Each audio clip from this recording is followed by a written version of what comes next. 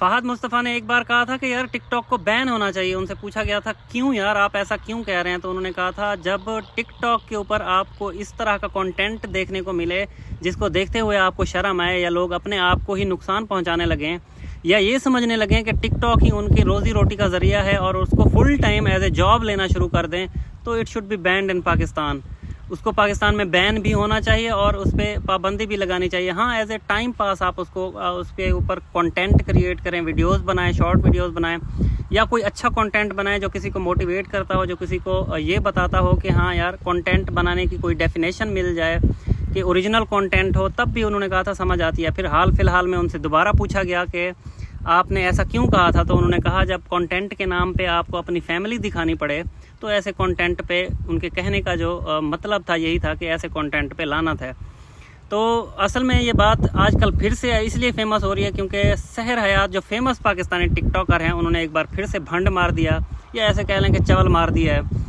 और वो चवल ये है कि उन्होंने अपने एक व्लॉग में अपने हस्बैंड के साथ बैठे बैठे उनका हस्बैंड कह रहा है वी आर प्रेग्नेंट। सबसे पहली चवल तो उन्होंने ये मारी क्योंकि उनका कहना है कि एक जो अच्छा हस्बैंड होता है वो भी अपनी बीवी के साथ प्रेग्नेंट ही होता है, क्योंकि उसको बड़ी केयर करनी पड़ती है, बीवी का ख्याल रखना पड़ता है। और दूसरा, उन्होंने पूरी बात एक्सप्लेन करते हुए कहा कि उनको यकीन ही नहीं आ रहा था कि सहर जो है वो प्रेग्नेंट है। हाँ भाई, क्योंकि उनके लिए तो रूटीन की बात है, ऐसे काम तो बहुत दफ़ा उन्होंने वैसे भी कर रखे होंगे, पहले तो ऐसा नहीं होता था, अब ऐसा क्यों हो गया। तो उनके लिए शॉकिंग तो था कि ये कोई नई जो है ना वो बात हो गई थी शादी के बाद शायद। खैर, तो उसको मज़ीद एक्सप्लेन करते हुए जनाब ने जो है ना और ये कहा कि प्रेग्नेंट होने के बाद कोई पेन भी नहीं हो रहा था, कोई वोमिटिंग भी। मतलब यार ये कौन सा कंटेंट है अपनी बीवी को एक तो इस तरह के स्टाइल में बिठाना। ये जो वीडियो सामने चल रही है ये आप देखें कि किस तरीके से वो जो है ना बैठा के अपनी बीवी के साथ, एक हस्बैंड जो है ना अपनी प्रेगनेंसी को वो तो इस तरह से बैठ के एक हस्बैंड और वाइफ अपनी प्रेगनेंसी को जो है ना वो डिस्क्राइब कर रहे हैं। ठीक है यार, आपको अपनी बीवी से बहुत मोहब्बत होती है, हर किसी को होती है, जाहिर सी बात है। और हर हस्बैंड ही मेरे ख्याल में पाकिस्तान के अंदर या कहीं पे भी हो, वो प्रेगनेंसी के अंदर अपनी बीवी की जो है ना वो फुल टाइम ख्याल भी रखते हैं, उनकी बहुत केयर करते हैं। ये सिर्फ आप अनोखे नहीं हैं कि इस वक्त में या इस ऐसे टाइम में अपनी बीवी के साथ हैं या उसकी केयर कर रहे हैं, हर कोई करता है। इस बात को बिठा के आप कंटेंट बना रहे हैं सिर्फ इसीलिए कि चंद पैसे मिलें या आपको जो है ना सस्ती शोहरत चाहिए। पहले से ही फेमस है, वो तो बहुत सारे रीज़न्स की वजह से फेमस है, उसके पहले जो चक्कर थे उनकी वजह से फेमस है आपकी बीवी।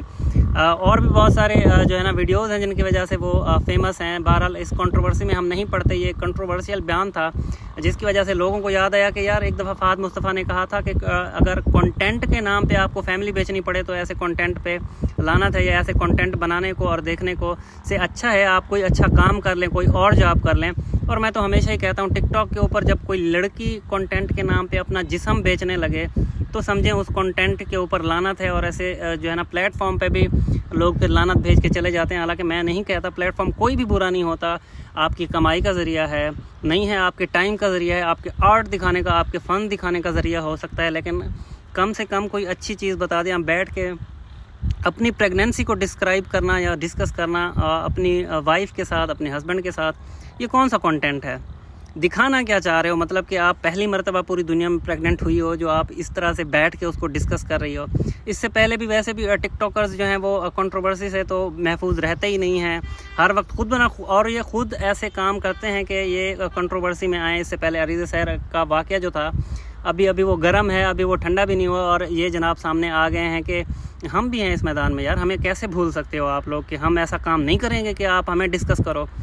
तो ये इनके काम है, ये इनका हाथ। तो कहने का मतलब ये है कि आप कंटेंट बनाएं, किसी भी प्लेटफॉर्म के लिए बनाएं, हर प्लेटफॉर्म के लिए बनाएं, टिकटॉक के लिए बनाएं, इंस्टाग्राम के लिए बनाएं, यूट्यूब के लिए बनाएं, फेसबुक के लिए बनाएं, आप ट्विटर के लिए बनाएं, किसी भी प्लेटफॉर्म के लिए आप कंटेंट बनाएं, वीडियोस बनाएं, आप अपना आर्ट दिखाएं, आप अपना फ़न दिखाएं, अपनी एक्टिंग दिखाएं, अपनी सिंगिंग दिखाएं, अपनी आवाज़ में कोई वीडियो बनाएं, अपने जो है ना टैलेंट को शो करें। ये कौन सा टैलेंट है बैठ के अपने घर की डेली की रूटीन डिस्कस करना, अपनी बीवी को साथ में ले आना, अपनी माँ को, बच्चों को? दिस इज़ नॉट हैपनिंग यार। ये कोई कंटेंट नहीं हो सकता, ये कोई जो है ना किसी के लिए मोटिवेशन नहीं हो सकती। लोगों को डीमोटिवेट करने का काम तो कर सकता है, लेकिन मोटिवेट करने का काम नहीं कर सकता। किसी को सीख देने का काम नहीं कर सकता, किसी को जज्बा देने का काम नहीं कर सकता, किसी को ये बताने का काम नहीं कर सकता कि आप भी अगर ऐसे कंटेंट बनाएंगे या कंटेंट क्रिएटर बन रहे हैं तो इसमें कोई जो है ना वो लाइफ है, कोई कैरियर है या कुछ भी है। आप सिर्फ डीमोटिवेट कर रहे हो। और इस तरह का कंटेंट फिर ना ही बनाए तो बंदा अच्छा है, या कम से कम उसको डीमोटिवेट करना चाहिए आप लोगों को कि इस तरह का कंटेंट नहीं होना चाहिए, चाहे प्लेटफॉर्म कोई भी हो, आप कोई भी हो, इस तरह का कंटेंट नहीं यार, नहीं हो सकता।